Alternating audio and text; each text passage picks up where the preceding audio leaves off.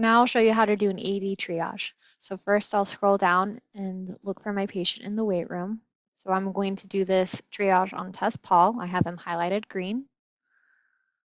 I'll go to the triage on my main menu. And then from here, I'll check the ED triage. I'll select document. It's really important to fill out this category. Filling out the complaint is what drops the bundle of assessments to the nursing work list. So I'll select abdominal pain.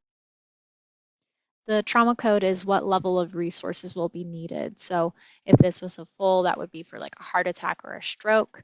Of course, we now have a code stroke. And a modified would be for like a patient who's on blood thinners and has hit their head or has had a trauma to the limb. The full trauma will call all resources, whereas the modified would call partial resources. Here I'll determine my triage level. I'll go with an urgent. Here's my COVID screen. And you'll notice that this question has an asterisk next to it. That means it's a required question. So I will mark no.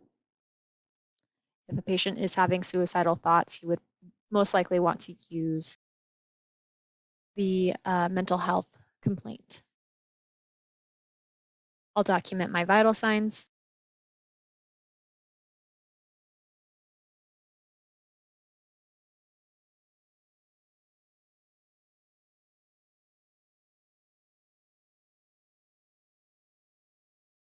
Is the patient at risk for sepsis?